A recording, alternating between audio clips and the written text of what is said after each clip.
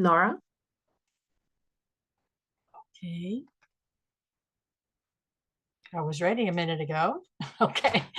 Welcome, Comadres and friends. I'm Dr. Nora de Hoyos Comstock, national and international founder of Las Comadres para las Americas. The leadership team and I are so pleased to have you join us for tonight's teleconference as we are beginning our 17th year. It has been our privilege to support Latino authors throughout these 17 years, and we look forward to many more years to come. We'd like to extend a warm welcome to readers following us on our Twitter live Twitter chat at Read Latino Lit. Tonight, please help us welcome authors Miles Borrero and Dr. Rudy B. Guevara Jr. Before we get started, just a few housekeeping notes. Please remember, keep yourselves on mute because we're taping and we can hear your background noise. You can keep your videos on, but we suggest you put yourself on speaker mode, but gallery will work just as well. Gallery allows you to see everybody and speaker highlights just the person who's speaking. If you have any questions or comments, please put them in the chat and we will try to get to them. But first, let's start with our book club's history. Comadre Julia? Thank you so much, Nora. Good evening. I'm Julia Abrantes. I'm a board member of Empowering Latino Futures, and I've been a part of the leadership team of the Las Comadres Book Club for many years. Our first book club gathering was in July 2004 in New York City. After a hiatus, Nora Comstock re-envisioned and relaunched the book club nationwide to promote the work of Latino authors to every book lover, to bring our community to bookstores, and to support our writers. We started these teleconferences in October of 2006. We are in our 17th year of sharing works by Latino authors with all of you. We created the teleconferences and book club to entice everyone to read more Latino authors, to learn about Latino roots and the different perspectives on Latino culture and heritage. Our book club and teleconferences are open to all, not just Latinos. We are creating a space for everyone to explore the Latino writer's mind and soul as portrayed through the writer's written word. We encourage you to join our local book club in your city or time zone. We have clubs in 12 cities. There's sure to be one that can fit your schedule. If your city doesn't have one, why not start one? Help start one. For more information about our book club, visit our website at latinolit.com. So please invite others to join us. Comadre Maria, take it away. Hi, I believe Karen is here. Karen? I'm sorry, I didn't receive the script. Oh, all right. No problem. No problem. I'm sorry, everyone. Give me 1 second.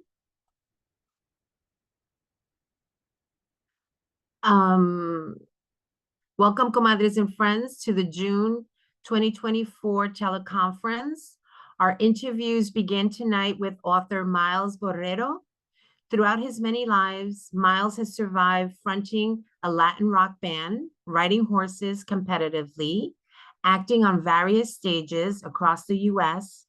Now a senior yoga teacher who leads retreats all over the world, Miles is passionate about dismantling the systems within ourselves that keep us small.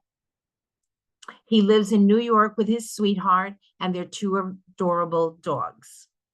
Interviewing Miles is Comadre Shirley Janis, a Guatemalan New York Rican content creator, co-host of Greekettes Chat, a book and movie review channel on YouTube. Shirley and her sister Christy enjoy reading books, manga, watching movies, anime, and singing their hearts out at karaoke. They have both been producers of the Latino Film Market Film Festival. Take it away, Comadre Shirley.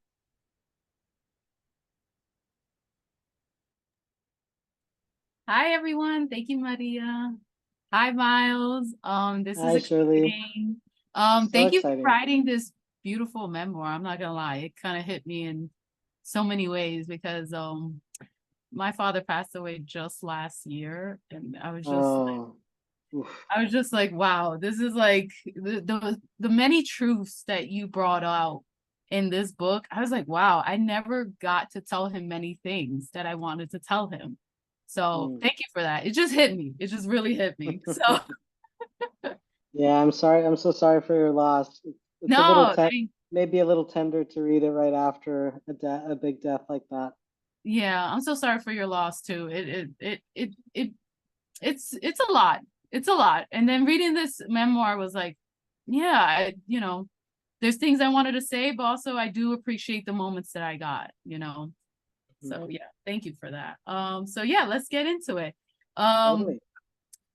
One of the questions I wanted to ask that I actually didn't write, but then I was like last minute, like, oh wait, I wanted to ask this. What does the title Beautiful Monster mean to you? Because I found that title so interesting. I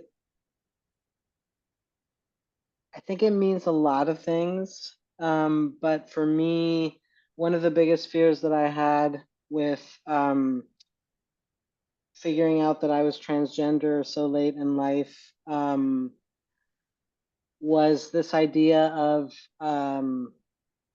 becoming a monster that I think was in my psyche since I was very little. That being queer or being trans turns you into a monster, and so I wanted to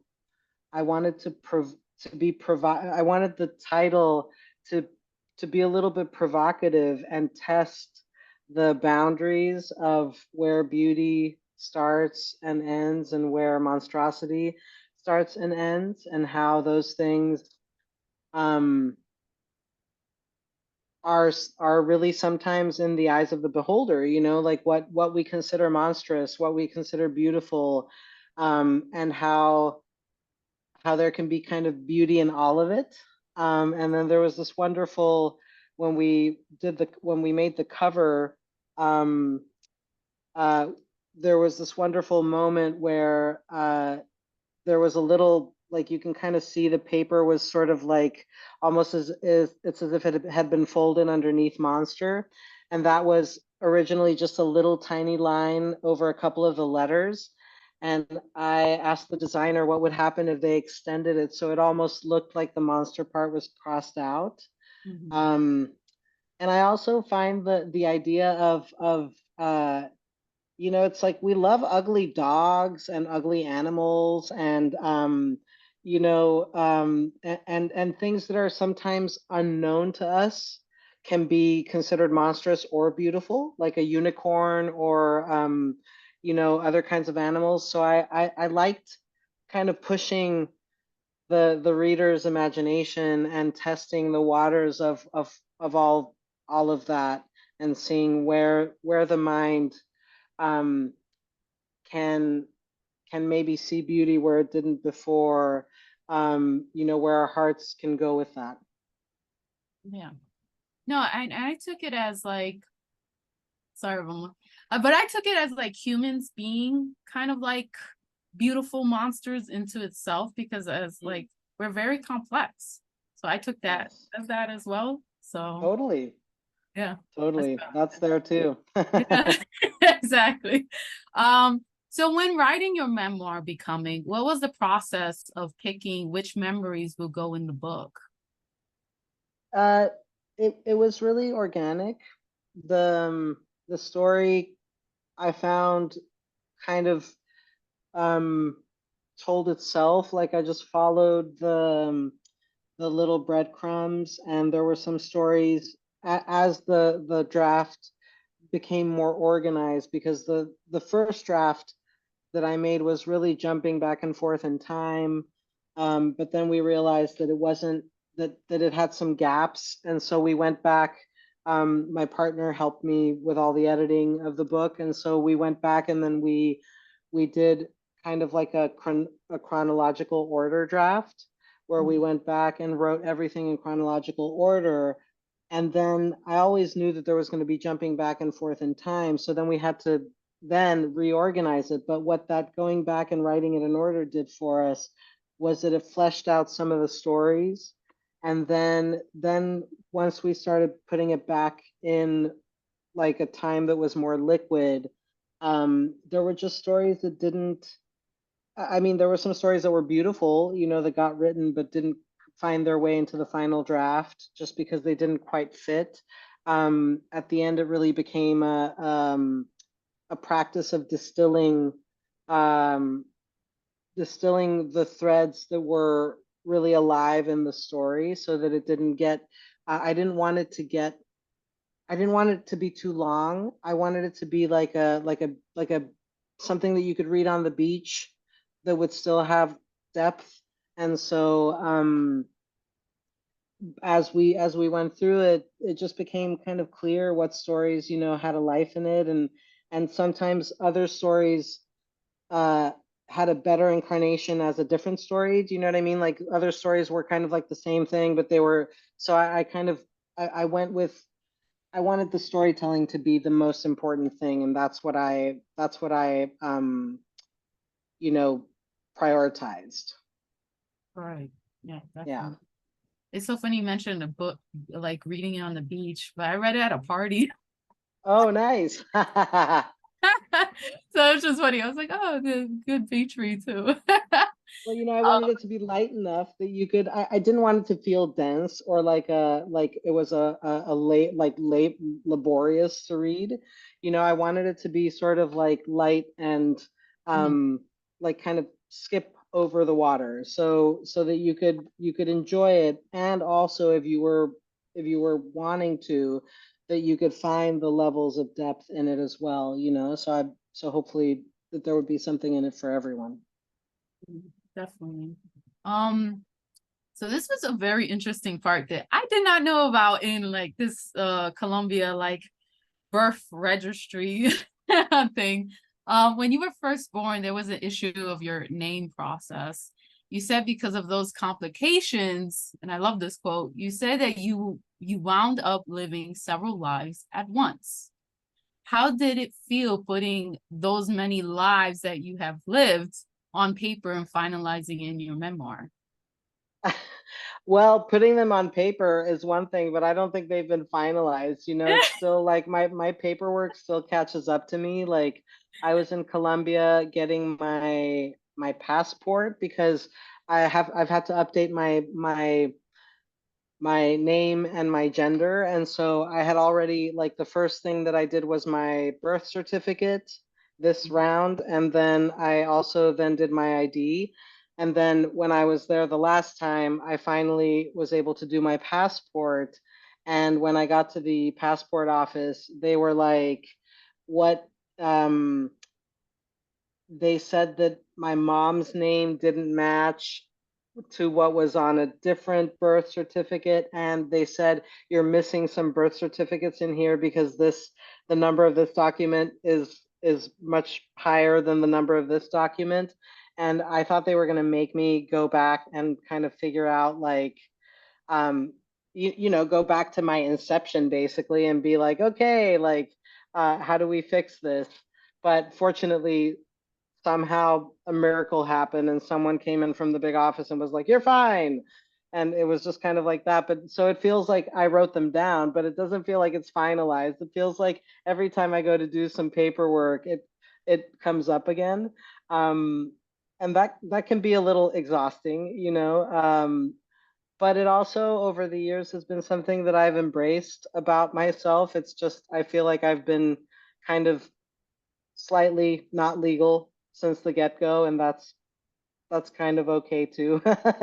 Like I've kind of lived in that gray area a lot, and I don't know, there's something freeing about that as well, even though it can be stressful. Oh yeah, like that airport stuff and all that. I can't Oh my even. gosh, yeah. The Ugh. airport stuff is, yeah, sucks. But yeah, I was like, damn, because I'm like, they even said that in that one part you were talking about like how you didn't have a mother because of that complication. Like they were like, on paper you don't have a mother even though your mom was alive. So Right. oh my God. And she didn't even have a say in how that went down. So I Yeah. mean, like, she always seemed cool about it. she'd always laugh it off. But I wonder, if when it happened, if my dad was in trouble. he just he didn't want to pay the fine, so then it ended up that her name wasn't on the paperwork. Yeah. So you said that that our breath is our soundtrack and our companion until we die, the song of our very spirit. And the powerful mantra, I'm sorry if I'm saying this wrong, if I am, so hum? Yeah. Okay, thank you, is throughout the book. Why is it so important for you to convey the importance of the breath and using the powerful mantra, so hum, to oneself?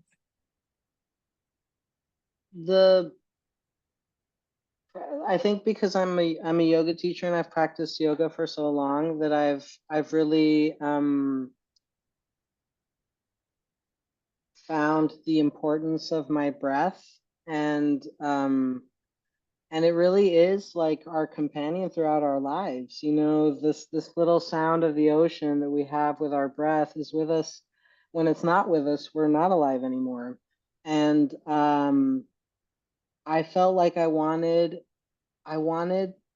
to have moments in the book that kind of stopped everything, where you could take a breath and reset and sort of and allow yourself a moment. And so the breath became a way to give the reader that, where it's almost like a yoga class. Like I'm encouraging them to take a breath with me almost by having it written down, and that ability to take the breath can also because when we stop breathing, our nervous systems also respond to that. Like when you go into fight or flight mode, it's because of a breath pattern. Like your breath gets short when you have to like survive all of a sudden an emergency and stuff like that. And when we do that, our nervous systems get narrowed down so that we can't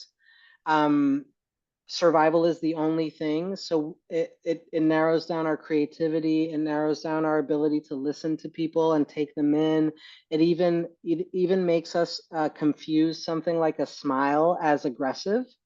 And so I figured that because also there are some hard topics in the book, or maybe some unusual topics for people, that I felt like the breath was such a nice way to reset, so that if things were ever getting stressful for the reader, there could be like a little bit of a reset and it's like, okay, we're okay, everything's okay.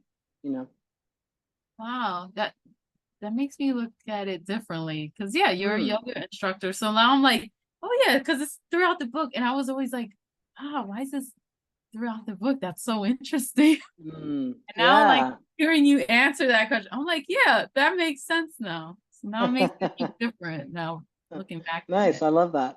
Yeah, that's cool. This is actually a question from the Denver network, in the book club, Comadres. Could you list some of the Hindu deities? Is this your spiritual practice? Have you studied any of the languages as well? Yeah, I've studied a little bit of the Sanskrit language, which is where what a lot of the mantras are written in.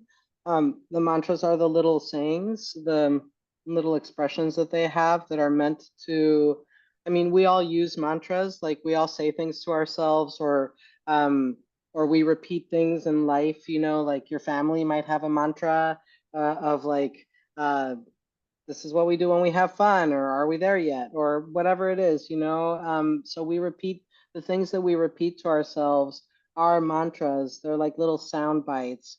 And so I've studied a little bit of the Sanskrit. I'm not a Sanskritist by any means, but I have over the years studied the language. And the other thing that you asked about are the deities. The deities, I I I'm kind of I really am interested in spirituality, but I'm not so interested these days in religion and formalized religion per se. And so I've been a guest in many different kinds of religious houses. And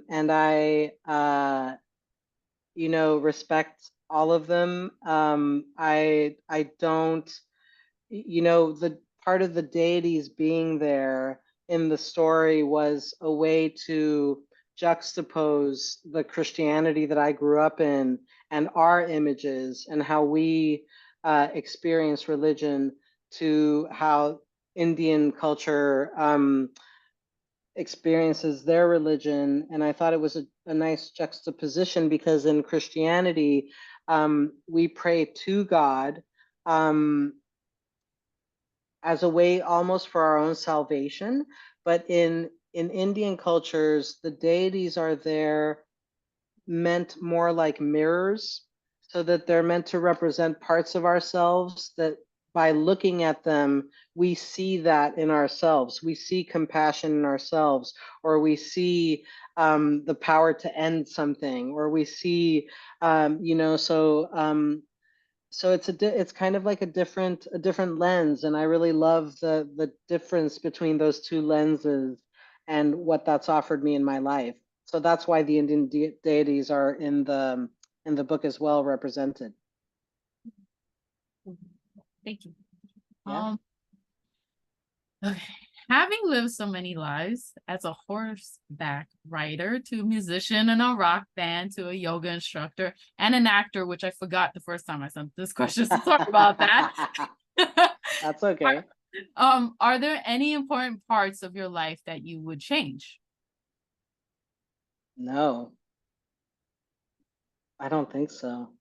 Oh, I think everything that I don't know, I feel like everything that I am today is a culmination of all of those things. It's like everything that I've learned in all of those different lives has really come to support me in this life, and that I've needed all the support that I can get. So, all of the little things that I learned and I acquired throughout all of those, uh, having to do all those different things have served me really well.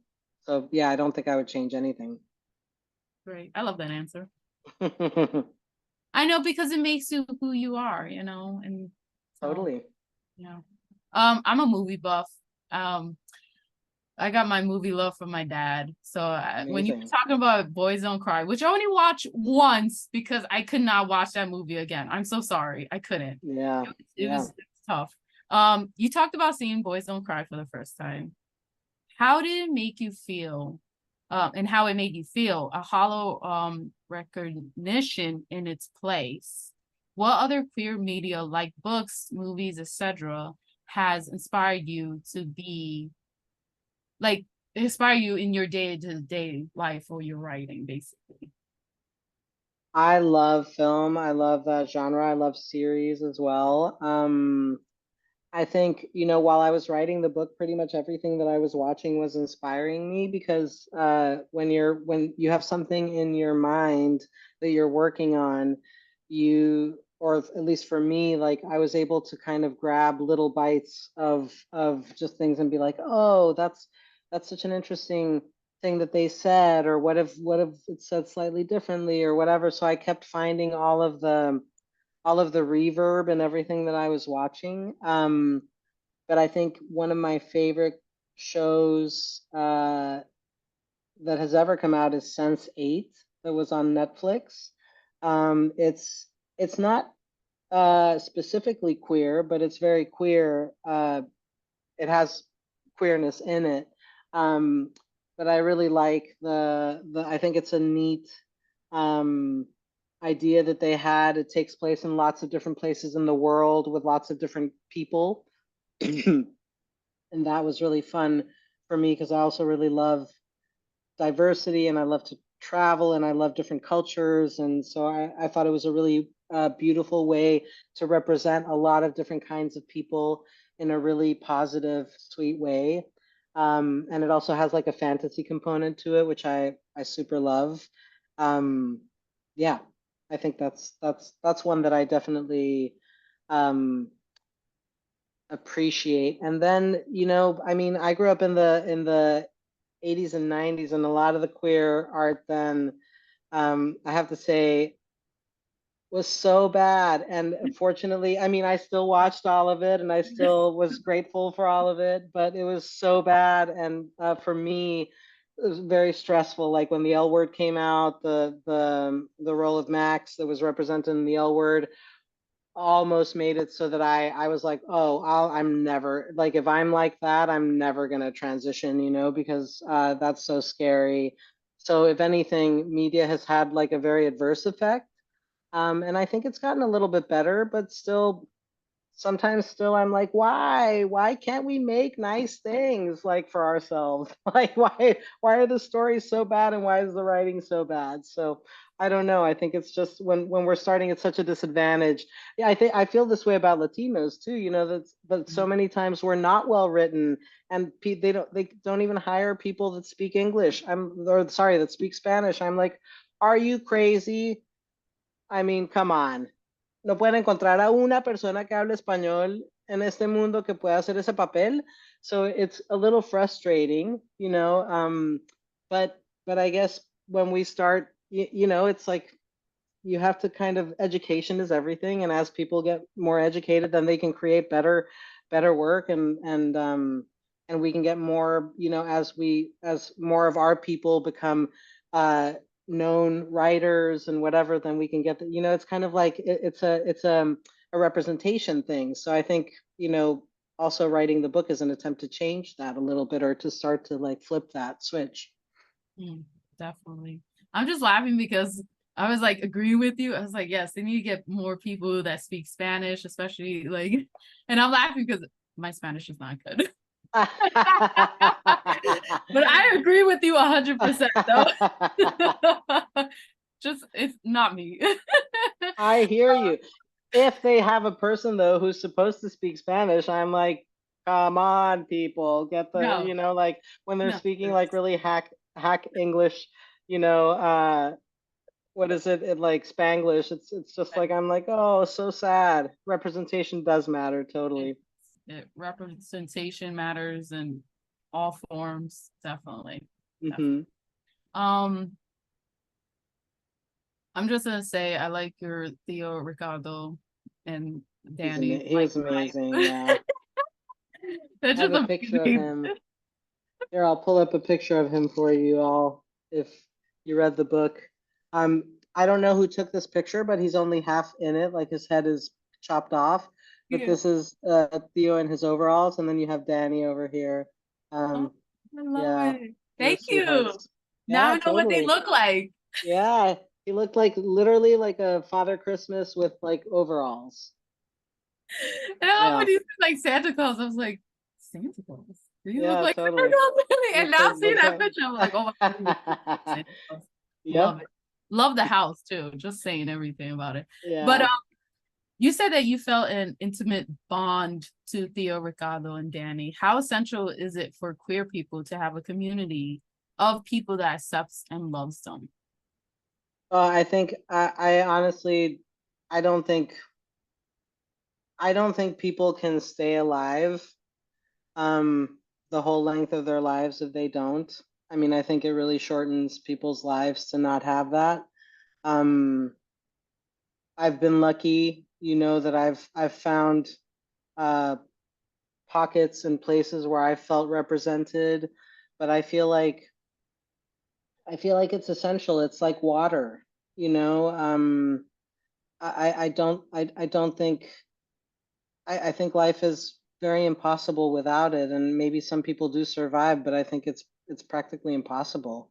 It's so important to feel understood and seen, and when you're in a system that I mean, we also know this as Latinos, you know, like when living in the United States, when you're in a system that doesn't acknowledge you, that doesn't uh think you're worthy, that doesn't think much of you, that and also that treats you like trash, um, that you start to internalize that whether you like it or not, and it's very hard to find um, a way out of that sense of oppression, to find joy, to find you know, a life that doesn't feel like someone's just standing on you, you know.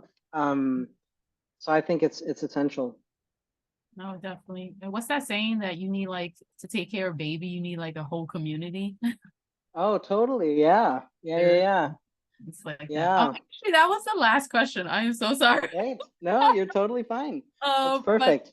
thank you so much, Miles, and really love your book. Thank you so much. It truly meant a Oh. lot to me, especially during this time. All right. Thank you all for having me. It's such an honor to be here. So thank you to all the comadres and thank you for choosing the book. It just means so much, and it's just awesome to be here chatting with you. Oh, gracias, comadre Shirley, compadre Miles. I'm Karen Gonzalez. I'm the Denver Comadres Book Club facilitator. And our second interview is with Dr. Rudy P. Guevara Jr., a professor of Asian Pacific American Studies in the School of Social Transformation at Arizona State University.